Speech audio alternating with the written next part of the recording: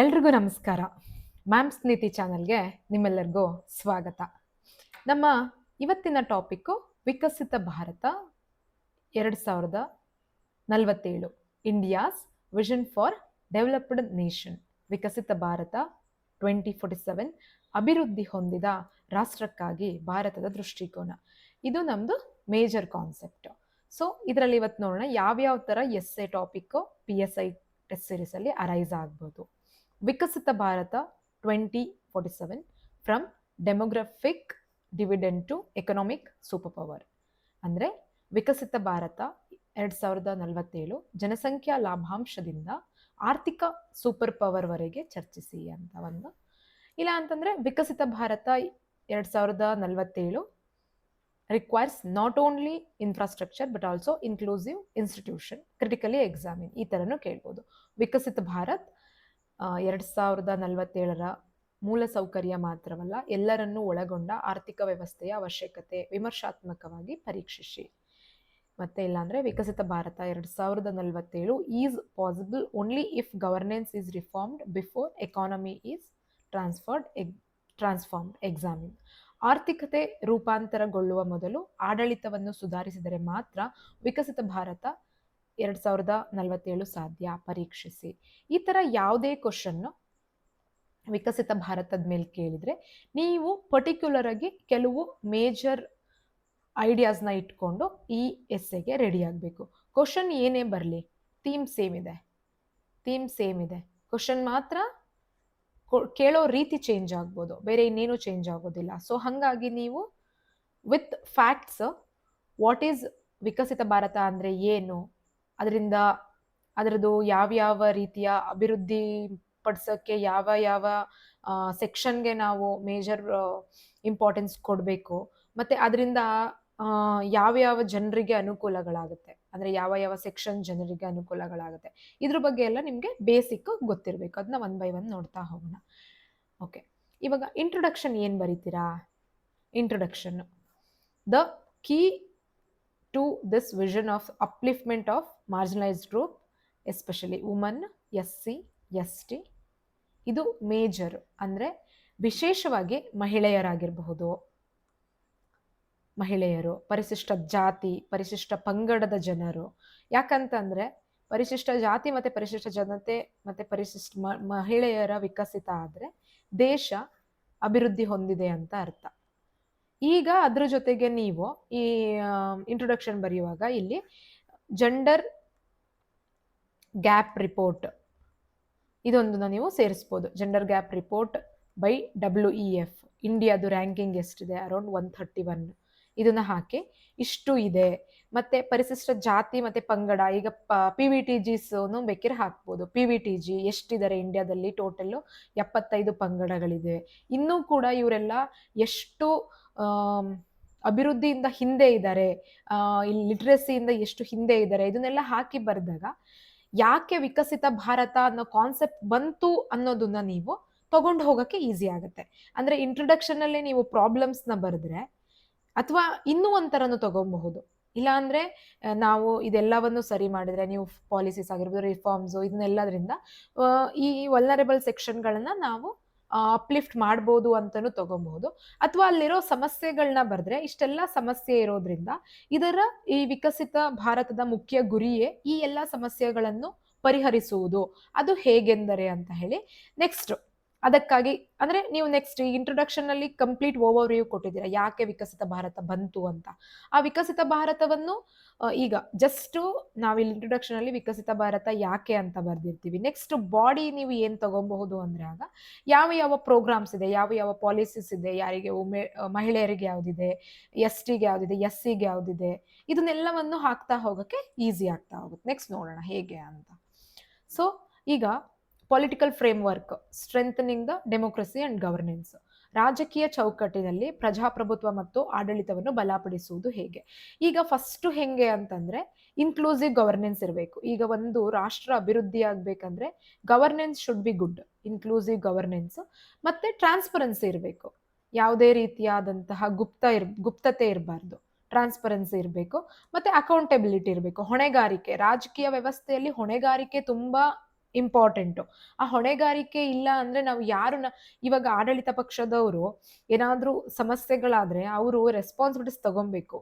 ಅವರು ರೆಸ್ಪಾನ್ಸಿಬಿಲಿಟೀಸ್ ತಗೊಂಡಿಲ್ಲ ಅಂದ್ರೆ ತೊಂದರೆಗಳಾಗುತ್ತೆ. ಸೊ ಪಾರದರ್ಶಕತೆ, ಆಡಳಿತ ಸಮಗ್ರತೆ ಮತ್ತೆ ಹೊಣೆಗಾರಿಕೆ ಇದು ತುಂಬಾ ಇಂಪಾರ್ಟೆಂಟು. ಇದರಲ್ಲಿ ಏನು ರಾಜಕೀಯ ಚೌಕಟ್ಟಲ್ಲಿ ಏನೇನಂತಂದ್ರೆ ಎಲೆಕ್ಷನ್ ತುಂಬಾ ಇಂಪಾರ್ಟೆಂಟ್ ಆಗುತ್ತೆ. ಎಲೆಕ್ಷನ್ ಇನ್ಕ್ಲೂಸಿವ್ ಆಗಿರ್ಬೇಕು. ಅಂದ್ರೆ ಪ್ರತಿಯೊಬ್ಬ ನಾಗರಿಕನೂ ಕೂಡ ಅವ್ನು ಎಲ್ಲೇ ಇದ್ರು ಹೇಗೆ ಇದ್ರು ಮತದಾನದ ಹಕ್ಕನ್ನು ಚಲಾಯಿಸಬೇಕು. ಅವಾಗ ಮಾತ್ರ ನಾವು ಗುಡ್ ಗವರ್ನೆನ್ಸ್ ನ ಕಾಣಬಹುದು. ಮತ್ತೆ ಎಲೆಕ್ಟ್ರಲ್ ರಿಫಾರ್ಮ್ ಇವಾಗ ಏನಾಗ್ತಿದೆ ಅಂದ್ರೆ ಪ್ರತಿಯೊಬ್ರು ಕೂಡ ಎಲೆಕ್ಷನ್ ಬರ್ತಾ ಇಲ್ಲ. ಇವಾಗ ಆಲ್ಮೋಸ್ಟ್ ಲಾಸ್ಟ್ ಎಲೆಕ್ಷನ್ ಅಲ್ಲಿ 50% ಅರೌಂಡ್ ವೋಟಿಂಗ್ ಇತ್ತಷ್ಟೇ. ಅದನ್ನ ಇವಾಗ ರಾಜಕೀಯ ಚೌಕಟ್ಟಲ್ಲಿ ಹೇಗೆ ವಿಕಸಿತ ಭಾರತದಲ್ಲಿ ಅಂದ್ರೆ ಈಗ ನಾವು ಸೊಸೈಟಿ ಇನ್ಕ್ಲೂಸಿವ್ ಡೆವಲಪ್ಮೆಂಟ್ ಅಂತ ನೋಡಿದ್ವಿ, ರಾಜಕೀಯವಾಗಿ, ಆರ್ಥಿಕವಾಗಿ, ಸಾಮಾಜಿಕವಾಗಿ ಅಂತ. ರಾಜಕೀಯವಾಗಿ ಹೇಗೆ ವಿಕಸಿತ ಭಾರತ ಅಂತ ಅಂದ್ರೆ ಇನ್ಕ್ಲೂಸಿವ್ ಗವರ್ನೆನ್ಸ್, ಪಾರದರ್ಶಕತೆ, ಹೊಣೆಗಾರಿಕೆ ಮತ್ತೆ ಎಲೆಕ್ಷನ್, ಮೋರ್ ಇನ್ಕ್ಲೂಸಿವ್ ಚುನಾವಣೆಗಳು. ಎಲ್ಲರೂ ಆಲ್ಮೋಸ್ಟ್ ಈಗ 50% ಇರೋದು ಅಟ್ಲೀಸ್ಟ್ 75% ಪಾರ್ಟಿಸಿಪೇಷನ್ ಇರಬೇಕು. ಇದು ರಾಜಕೀಯವಾಗಿ ಸಮಗ್ರವಾಗಿ ಹೇಗೆ, ಇದು ನಿಮ್ದು ಆಲ್ಮೋಸ್ಟ್ ಒಂದು 3/4 ಪೇಜ್ ಆಗುತ್ತೆ ಅನ್ಕೊಳ್ಳಿ ರಾಜಕೀಯವಾಗಿ. ನೆಕ್ಸ್ಟ್ ಎಕಾನಾಮಿಕಲಿ ಬರೀರಿ, ನೆಕ್ಸ್ಟ್ ಸೊಸೈಟಲ್ ಅದು ಹೆಂಗ್ ಬರೆಯೋದು ಅಂತ ನಾವು ನೆಕ್ಸ್ಟ್ ಸ್ಲೈಡ್ಸ್ ಅಲ್ಲಿ ನೋಡ್ತಾ ಹೋಗೋಣ. ನಿಮ್ಗೆ ಇವಾಗ ನಾನು ಇದು 3ನೇ ಎಸ್ಸೆ ಆಗಿರೋದ್ರಿಂದ ನಿಮ್ಗೆ ಆಲ್ಮೋಸ್ಟ್ ಒಂದು ಐಡಿಯಾ ಬಂದಿದೆ ಅನ್ಸುತ್ತೆ ಹೆಂಗ್ ಅಪ್ರೋಚ್ ಮಾಡಬೇಕು, ಏನ್ ತಗೊಬೇಕು. ಸೊ ನಾನಿಲ್ಲಿ ನಿಮ್ಗೆ ಔಟ್ಲುಕ್ ಕೊಟ್ಟಿರ್ತೀನಿ. ಇದ್ರ ಮೇಲೆ ನೀವು ಒಂದು 15ರಿಂದ 20 ನಿಮಿಷ ಈ ವಿಡಿಯೋ ಕೇಳಿ ನೀವು ವರ್ಕ್ ಮಾಡಿದ್ರೆ ಏನಾಗುತ್ತೆ ಅಂದ್ರೆ ನಿಮ್ಗೆ ಒಂದು ಎಸ್ಸೆ ಬರೆಯೋಕೆ ಒಂದು ಐಡಿಯಾ ಬರುತ್ತೆ. So that is very important. ಯಾಕಂತಂದ್ರೆ ಒಂದು ಎಸ್ಸೆ 600 ಪದಗಳು ಬರಿತೀವಿ ಅಂತ ಅಂದ್ರೆ ನಮ್ಗೆ ಮಿನಿಮಮ್ ಏನಿಲ್ಲ ಅಂದ್ರೂ ನಿಮ್ ನೋಟ್ಸ್ ಅಲ್ಲಿ ಒಂದ್ 4ರಿಂದ 5 ಪೇಜ್ ಫ್ಯಾಕ್ಟ್ಸ್ ಮತ್ತೆ ಏನೇನ್ ಬರಿತೀವಿ ಅನ್ನೋ ಐಡಿಯಾ ಇರಬೇಕು. ಇಲ್ಲಾಂದ್ರೆ ಅಲ್ಲಿ ಪ್ಯಾನಿಕ್ ಆಗ್ಬಿಡ್ತೀರಾ. That is the main reason ನಾನು ಈ ಸೀರೀಸ್ ನ ಸ್ಟಾರ್ಟ್ ಮಾಡಿರೋದು. ನೆಕ್ಸ್ಟ್ ಇವಾಗ ಸಾಮಾಜಿಕ ಸುಧಾರಣೆಗಳು. ನಮ್ದು ಈಗ ನಿಮ್ಗೆ ಒಂದು ಈಗ ವಿಕಸಿತ ಭಾರತ್ ಅಂತ ಹೀಗೆ ತಗೊಂಡ್ರೆ ಪೊಲಿಟಿಕಲ್ ಆಯ್ತು, ಪೊಲಿಟಿಕಲ್ ಹೇಗೆ ರಿಫಾರ್ಮ್ ಅಂತ. ಇವಾಗ ನಾವು ಸೋಷಿಯಲ್ ರಿಫಾರ್ಮ್ಸ್ ಏನೇನು ಅಂತ ನೋಡೋಣ. ಸೋಷಿಯಲ್ ಅಲ್ಲಿ ಮೇಜರ್ಲಿ ಏನ್ ಬರುತ್ತೆ, ವುಮನ್, SC, ST ಇವ್ರು 3 ಜನ ವಲ್ನರಬಲ್ ಸೆಕ್ಷನ್ ಬರ್ತಾರೆ. ಮತ್ತೆ ಮೈನಾರಿಟೀಸ್ ಇವು ಇಷ್ಟು ಬರುತ್ತೆ ಮೈನಾರಿಟೀಸ್. ಸೊ ವುಮನ್ ಎಂಪವರ್ಮೆಂಟ್, ಮಹಿಳಾ ಸಬಲೀಕರಣಕ್ಕೆ ಏನ್ ಮಾಡಿದ್ರು, ಬೇಟಿ ಬಚಾವೋ ಬೇಟಿ ಪಡಾವೋ ಇದು ನಮ್ಗೆ ಗೊತ್ತಿದೆ. ಹರಿಯಾಣದಲ್ಲಿ ಮೊದ್ಲಿಗೆ ಬಂತು. ಅಂದ್ರೆ ಹೆಣ್ಮಕ್ಳದು ಜೆಂಡರ್ ಟೆಸ್ಟ್ ಮಾಡ್ಬಿಟ್ಟು ಅವ್ರನ್ನ ಭ್ರೂಣದಲ್ಲೇ ಹತ್ಯೆ ಮಾಡ್ತಿದ್ರು. ಆ ಭ್ರೂಣ ಹತ್ಯೆನ ತಡೆಯೋಕ್ಕೋಸ್ಕರ ಬೇಟಿ ಬಚಾವೋ ಬೇಟಿ ಪಡಾವೋ ಅಂತ ಬಂತು. ಮತ್ತೆ ಪ್ರಧಾನಮಂತ್ರಿ ಉಜ್ವಲ ಯೋಜನಾ, ಇಲ್ಲಿ ಏನಂತಂದ್ರೆ LPG ಗ್ಯಾಸ್, ಪ್ರತಿ ಹೆಣ್ಮಕ್ಳ ಹೆಸರಲ್ಲೂ LPG ಗ್ಯಾಸ್ ಕೊಡ್ತಾರೆ. ಮತ್ತೆ stand up India, stand up India ನಮಗೆ ಗೊತ್ತು, ವುಮನ್ನಿಗೆ ಅಂಡ್ SC STಗಳಿಗೆ ಲೋನ್ ಕೊಡೋದು, ಯಾವ್ದಾದ್ರು ಹೊಸದಾಗಿ ಸ್ಟಾರ್ಟ್ಅಪ್ ಮಾಡಕ್ಕೆ ಅದು. Next upliftment of SC ST, ಅವರಿಗೆ ಏನೇನಿತ್ತು ಮೇಜರ್ ಆಗಿ ಪ್ರಧಾನಮಂತ್ರಿ ಕೌಶಲ್ಯ ವಿಕಾಸ ಯೋಜನಾ, ಮತ್ತೆ ST ವಿದ್ಯಾರ್ಥಿಗಳ ಉನ್ನತೀಕರಣಕ್ಕಾಗಿ ರಾಷ್ಟ್ರೀಯ ಫೆಲೋಶಿಪ್ ಮತ್ತೆ ವಿದ್ಯಾರ್ಥಿ ವೇತನ ಕೊಡ್ತಾ ಇದ್ರು. ಇವುಗಳ ಮೇಲೆ ನೀವು ವಾಟ್ ಈಸ್ ದಿಸ್ ಪ್ರಧಾನಮಂತ್ರಿ ಕೌಶಲ್ಯ ವಿಕಾಸ ಯೋಜನಾ ಅಂದ್ರೆ ಏನು ಅನ್ನೋದನ್ನ ಸ್ವಲ್ಪ ಹೋಗಿ ನೀವು ವರ್ಕ್ ಮಾಡಿದ್ರೆ, ಅಂದ್ರೆ ಸ್ಟ್ಯಾಂಡ್ ಅಪ್ ಇಂಡಿಯಾ ಅಂದ್ರೆ ಏನು, ಪ್ರಧಾನಮಂತ್ರಿ ಉಜ್ವಲ, ಇವೆಲ್ಲವನ್ನು ಒಂದು 5 ನಿಮಿಷ ನೀವು ಗೂಗಲ್ ಮಾಡಿದ್ರು ಇಲ್ಲ ಚಾಟ್ GPT ಮಾಡಿದ್ರು ನಿಮ್ಗೆ ಕಂಪ್ಲೀಟ್ ಡೀಟೇಲ್ಸ್ ಸಿಗುತ್ತೆ. ನೀವು ಅವಾಗ ನಿಮ್ಮ ವರ್ಡ್ಸ್ಗಳಲ್ಲಿ ಏನ್ ಹಾಕ್ಬೋದು ಸಾಮಾಜಿಕ ಸುಧಾರಣೆಗಳಿಗೆ, ಅಂದ್ರೆ ದುರ್ಬಲ ವರ್ಗದವರನ್ನ ಸಬಲೀಕರಣಗೊಳಿಸುವುದು ಹೇಗೆ ಅನ್ನೋದ್ರ ಮೇಲೆ ಈ ಹೆಡ್ಡಿಂಗ್ಸ್ನ ಯೂಸ್ ಮಾಡಿಕೊಂಡು ಇದಕ್ಕೆ ಒಂದು 2-3 ಲೈನ್ಸ್ದು ಡೇಟಾನ ಕಲೆಕ್ಟ್ ಮಾಡ್ಕೊಳ್ಳಿ ಅಥವಾ ಕಂಟೆಂಟ್. ಬಿಕಾಸ್ ಯಾಕಂದ್ರೆ ನಾನು ಇವಾಗ ಬೇಟಿ ಬಚಾವೋ ಬೇಟಿ ಪಡಾವೋ ಏನು ಅಂತ ಹೇಳಿದ್ದೀನಿ, ಇದನ್ನು ನಾನೇ ಕೊಟ್ರೆ ಎಲ್ರದ್ದು ಎಸ್ಸೆ ಸೇಮ್ ಆಗುತ್ತೆ. ನನಗೆ ಎಸ್ಸೆ ಒಬ್ಬ ವ್ಯಕ್ತಿಯ ವ್ಯಕ್ತಿತ್ವದ ಪ್ರದರ್ಶನ. ಅದು ಈಗ ನಾನು ಇದನ್ನ ಹೇಳ್ತಿದ್ದೀನಿ ಅಂದ್ರೆ ಇದು ನಾನ್ ಬರೆಯೋ ರೀತಿ, ನಾನ್ ಬರೆಯೋದನ್ನ ನೀವು ಕಾಪಿ ಮಾಡೋಕ್ಕಾಗಲ್ಲ. Style it's always has a different thing. ನಾನ್ ಮಾಡೋ ಸ್ಟೈಲ್ನ ನೀವು ಮಾಡೋಕ್ಕಾಗಲ್ಲ. ಕಾಪಿ ಮಾಡಿದ್ರೆ ಅದು ಫಸ್ಟ್ ಕಾಪಿ ಆಗ್ಬಿಡುತ್ತೆ. ಬ್ರ್ಯಾಂಡ್ ಯಾವಾಗಿದ್ರು ನಮ್ದು ಓನೇ ಆಗಿರ್ಬೇಕು.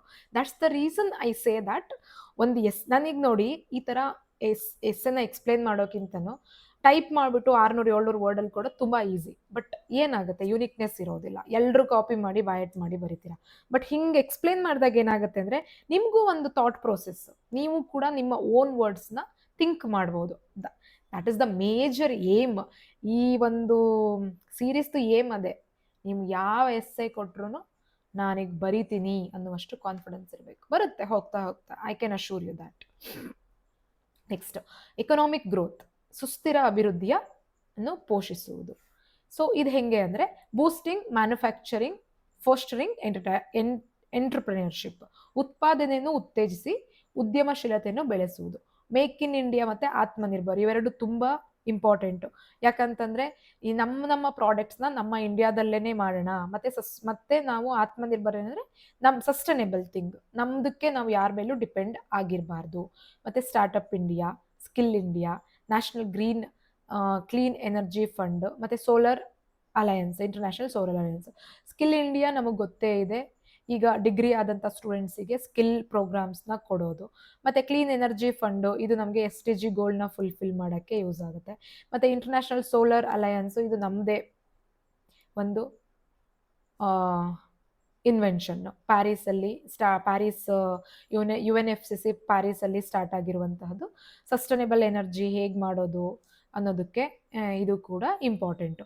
ಸೊ ಇದೆಲ್ಲದಕ್ಕೂ ಎರಡೆರಡು ಲೈನ್ನ ಕಲೆಕ್ಟ್ ಮಾಡಿ. ಮೇಕ್ ಇನ್ ಇಂಡಿಯಾನ ನೀನೇನು ಪಾಯಿಂಟ್ಸ್ ಬರೀಲಿ, ನಾನೇನು ಬರೀಲಿ, ನೀವು ಫ್ರೆಂಡ್ಸ್ ಕೂತ್ಕೊಂಡು ಡಿಸ್ಕಸ್ ಕೂಡ ಮಾಡಬಹುದು. ಮತ್ತು ಇವಾಗ ಸಸ್ಟೈನೇಬಲ್ ಆ್ಯಂಡ್ ಗ್ರೀನ್ ಗ್ರೋತ್, ಯಾಕಂತಂದರೆ ಒಂದು ಭಾರತವನ್ನು ಒಂದು ಹಸಿರು ಭಾರತ ಮಾಡಬೇಕು. ಯಾಕಂತಂದರೆ ಇವಾಗ ಟಾಪ್ 10 ಮೋಸ್ಟ್ ಪಲ್ಯೂಟೆಡಲ್ಲಿ ನಮ್ಮದು ಹೈಯೆಸ್ಟ್ ಒಂದು 6 to 7 ಸಿಟೀಸು ನಮ್ಮದೇ ಇಂಡಿಯಾದ ಬರುತ್ತೆ. So that's not a small thing. So Swachh Bharat Abhiyan, ಆಮೇಲೆ Jal Jeevan mission, climate action. Swachh Bharat Abhiyan ನಮಗೆ ಗೊತ್ತೇ ಇದೆ, ಓಪನ್ ಡೆಫಿಕೇಶನ್ ಫ್ರೀ, ಅಂದರೆ ಹೊರಗಡೆ ಶೌಚಾಲಯವನ್ನು ಎಲ್ಲರ ಮನೆಗೂ ಕಟ್ಕೊಡೋದು. ಮತ್ತು ಜಲ್ ಜೀವನ್ ಅಂದರೆ ಟ್ಯಾಪ್ ವಾಟರ್, ಎವ್ರಿ ಹೌಸ್ ಹೋಲ್ಡ್ಗೆ ಟ್ಯಾಪ್ ವಾಟರ್. ಅದು 2024 ಇತ್ತು, ಈಗ 2027ಗೆ ಮಾಡಿದ್ದಾರೆ. ಅಷ್ಟರೊಳಗೆ ಎಲ್ಲರೂ ಮನೆಯಲ್ಲೂ ಕೂಡ ಟ್ಯಾಪ್ ವಾಟರ್ ಇರಬೇಕಂತ. ಕ್ಲೈಮೇಟ್ ಆ್ಯಕ್ಷನ್ನು, ಅದು as we said that international solar alliance ಇರಬಹುದು, ಅಥವಾ ನ್ಯಾಷನಲ್ ಕ್ಲೈಮೇಟ್ ಆ್ಯಕ್ಷನ್ ಪ್ಲ್ಯಾನ್ ಇರಬಹುದು. ಹೀಗೆ ಪ್ರತಿಯೊಂದು ಕೂಡ ನಾವು ಟ್ರೈ ಮಾಡ್ತಾನೆ ಇದ್ದೀವಿ. ಸುಸ್ಥಿರತೆ ಮತ್ತು ಹಸಿರು ಬೆಳವಣಿಗೆ, ನಮ್ಮ ಭಾರತ ದೇಶವನ್ನು ಒಂದು ಹಸಿರು ಭಾರತವನ್ನಾಗಿ ಮಾಡೋಣ ಅಂತ. This is also very important. So ಈಗ ನಿಮಗೆ ವಿಕಸಿತ ಭಾರತ ಅಂತ ಕೊಟ್ಟರು ಅಂದರೆ ಹೇಗೆ ಒಂದು ಬರೆಯೋದು, ಅಪ್ರೋಚ್ ಮಾಡೋದು ಅಂತ ಗೊತ್ತಾಗಿದೆ. ಸೊ ನೀವು ಒಂದು ಈಗ ಫಾರ್ ಎಕ್ಸಾಂಪಲ್ ಮೈಂಡ್ ಮ್ಯಾಪ್ ಮಾಡಬೇಕು. ಈಗ ಇಂಟ್ರೊಡಕ್ಷನ್ ಏನು ಬರಿತೀರಾ ಅಂತ ನಾನು ಹೇಳಿದೆ. ಇಂಟ್ರೊಡಕ್ಷನ್ನಲ್ಲಿ ಇದು ವಾಟ್ ಈಸ್ ವಿಕಸಿತ ಭಾರತ ಅಂತ ಬರಿಬೋದು, ವಾಟ್ ಅಥವಾ ವೈ ಅಥವಾ ಹೌ, ಇವು ಮೂರನ್ನ ಯೂಸ್ ಮಾಡಿಕೊಂಡು ಬರಿಬೋದು ಇಂಟ್ರೊಡಕ್ಷನಲ್ಲಿ. ಬಾಡಿಗೆ ಹೇಗೆ ಬರಿತೀರಾ? ಈಗ ವಿಕಸಿತ ಭಾರತ ಅಂತ ಇಲ್ಲಿ ಒಂದಿದು ಹಾಕ್ಕೊಳ್ಳಿ, ವಿಕಸಿತ ಭಾರತ. ಇದರಲ್ಲಿ ಪೊಲಿಟಿಕಲಿ ಹೆಂಗೆ, ಪೊಲಿಟಿಕಲಿ ಯಾವ್ಯಾವ ರಿಫಾರ್ಮ್ ತರಬೇಕು, ಆಮೇಲೆ ಸೊಸೈಟಲಲ್ಲಿ ಯಾವ್ಯಾವ ರಿಫಾರ್ಮ್ ತರಬೇಕು, ಎಕಾನಮಿಯಲ್ಲಿ ಯಾವ್ಯಾವ ಥರ ರಿಫಾರ್ಮ್ ತರಬೇಕು, ಆಮೇಲೆ ಸೈನ್ಸ್ ಆ್ಯಂಡ್ ಟೆಕ್ಕು ಕೂಡ ಹಾಕೋಬೋದು. ಸೈನ್ಸ್ ಆ್ಯಂಡ್ ಟೆಕ್ಕು ಯಾವ್ಯಾವ ರಿಫಾರ್ಮು, ಮತ್ತು ಇದರದ್ದು ಹಿಸ್ಟ್ರಿ ಹೇಗಿತ್ತು, ಈ ಹಿಸ್ಟ್ರಿ ನಿಮ್ಮ ಇಂಟ್ರೊಡಕ್ಷನ್ ಆಗುತ್ತೆ. ಇವಾಗ ನಾನು ಏನೇನು ಪಾಯಿಂಟ್ ಹೇಳಿದೆ ಆ ಪಾಯಿಂಟ್ ಎಲ್ಲ ಇಲ್ಲಿ 3 ಪಾಯಿಂಟ್ಸು, ಇಲ್ಲಿ 3 ಪಾಯಿಂಟ್ಸು, ಇದನ್ನು ಹಾಕ್ಕೊಂಡ್ರೆ ನೀವು ಎಕ್ಸಾಮ್ಲೂ ಕೂಡ ಇದನ್ನು 3 to 4 ನಿಮಿಷ ಇಲ್ಲ 10 ನಿಮಿಷ ಈ ಮೈಂಡ್ ಮ್ಯಾಪಿಗೆ ಟೈಮ್ ಕೊಟ್ಟರೆ ನೀವು ನಿಮ್ಮ ಎಸ್ಸೆ ತುಂಬ ಚೆನ್ನಾಗಿ ಬರುತ್ತೆ. ಮತ್ತು ಕನ್ಕ್ಲೂಷನಲ್ಲಿ ಏನು ಬರೀತೀರಾ, ಕನ್ಕ್ಲೂಷನ್ ನಾನು ಅದರಲ್ಲಿ ಆ್ಯಡ್ ಮಾಡಿಲ್ಲ, ಯಾಕಂದರೆ conclusion it should be your own. ಇವಾಗ 2047ಕ್ಕೆ ನಾವು ಏನೇನೆಲ್ಲ ಪ್ಲ್ಯಾನ್ ಮಾಡಿದ್ದೀವಿ, ನಮ್ದು ಏನೇನೆಲ್ಲ ಕನಸಿದೆ ಅದನ್ನು ಇಲ್ಲಿ ಬರೀರಿ. ಇಷ್ಟೆಲ್ಲವೂ ಇದೆ, ಇದೆಲ್ಲವೂ ಆದರೆ ಇಂಡಿಯಾ ನಮ್ಮದು GDP ಗ್ರೋತ್ ಹೆಂಗಾಗುತ್ತೆ, ಆಮೇಲೆ ಜೆಂಡರ್ ಗ್ಯಾಪ್ ರಿಪೋರ್ಟ್ ಹೆಂಗೆ ಇಂಪ್ರೂವ್ ಆಗುತ್ತೆ, ಆಮೇಲೆ ಎಜುಕೇಷನಲ್ಲಿ ನಾವು ಎಷ್ಟು ಮುಂದೆ ಇರ್ತೀವಿ, ಇದೆಲ್ಲವೂ ಕೂಡ ಬರೆದಾಗ, ಮತ್ತು ಟ್ರಾನ್ಸ್ಪರೆನ್ಸಿ ಗ್ಲೋಬಲ್ ಕರಪ್ಷನ್ ರಿಪೋರ್ಟಲ್ಲಿ ಟ್ರಾನ್ಸ್ಪರೆನ್ಸಿ ಇಂಡೆಕ್ಸ್ ಬಿಡುತ್ತಾರಲ್ಲ, ಅದರಲ್ಲಿ ನಾವು ಹೆಂಗೆ ಹೆಚ್ಚಿರ್ತೀವಿ, ಇವೆಲ್ಲವೂ ನಿಮ್ಮದು ಕನ್ಕ್ಲೂಷನ್ ಆಗುತ್ತೆ. ಹೋಪ್ ನಿಮಗೆ ಒಂದು ಐಡಿಯಾ ಬಂತು ಅಂದ್ಕೊತೀನಿ, ಹೇಗೆ ಒಂದು ಎಸ್ಸೆನ ಅಪ್ರೋಚ್ ಮಾಡೋದು, ಹೇಗೆ ಬರೆಯೋದು ಅಂತ. ಸೊ ಇಫ್ ನಿಮಗೆ ಈ ವಿಡಿಯೋ ಇಷ್ಟ ಆಗಿದ್ರೆ ನಿಮ್ಮ ಫ್ರೆಂಡ್ಸ್ಗೆ ಯಾರಿಗೆಲ್ಲ ಯೂಸ್ಫುಲ್ ಇದೆ ಅವ್ರಿಗೂ ಕೂಡ ಶೇರ್ ಮಾಡಿ. Stay tuned for the next video. That's all for the day. Thank you one and all.